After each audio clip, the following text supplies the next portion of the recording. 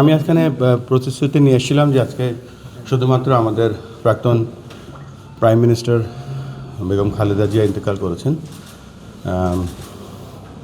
সেই ব্যাপারে কথা বলার জন্য এসেছি।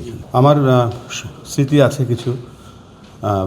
আমাদের প্রাক্তন প্রধানমন্ত্রী বেগম খালেদা জিয়ার সাথে একবার মনে আছে যে আমরা আইসিসি ট্রফি 97 যখন চ্যাম্পিয়ন হয়েছিলাম, তখন আমরা আমাদের অনেকে সম্বর্ধনা দিয়েছিল।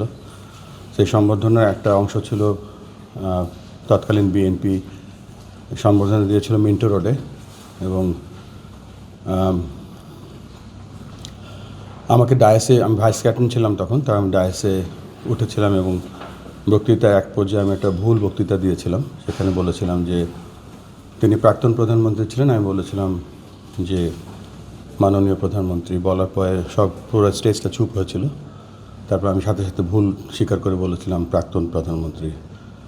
ওটাই আমার ছিল শেষ।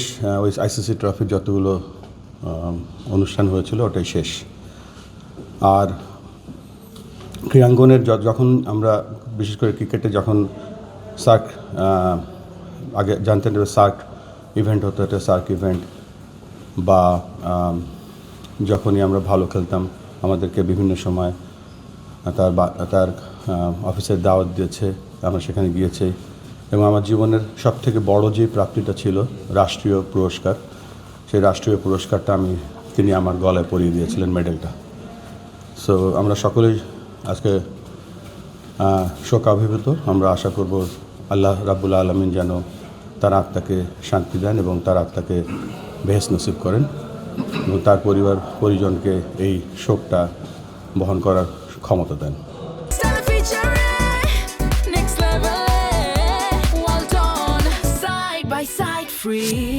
বাংলাদেশ ক্রিকেটে আজকে এখানে দাঁড়িয়ে আছে, সবসময় সব সরকারই পুরোপুরি সমর্থন করেছিল, এবং সেই সময়টা বেশি মনে পড়ছে যে 2004-এ তখন বাংলাদেশ প্রথম একটা অনূর্ধ্ব 19 বিশ্বকাপ বাংলাদেশে অনুষ্ঠিত হয়েছিল।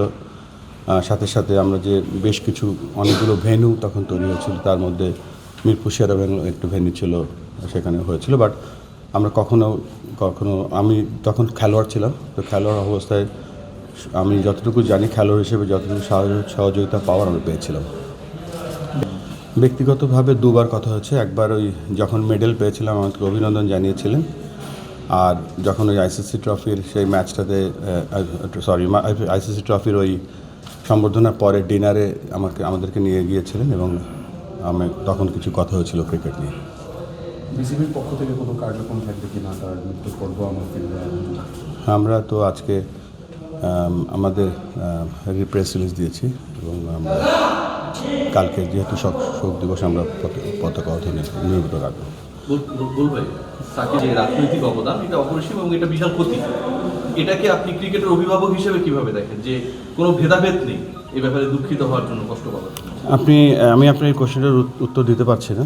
আমরা সকলে, এটা ভেরি কমন, ইটস নট মানে এটা তো একটা, এখানে কোনো রাজনৈতিক পরিচয় বা কিছু নেই। আমরা সকলে বাংলাদেশের নাগরিক এবং আমরা সকলে শোকাভিভূত।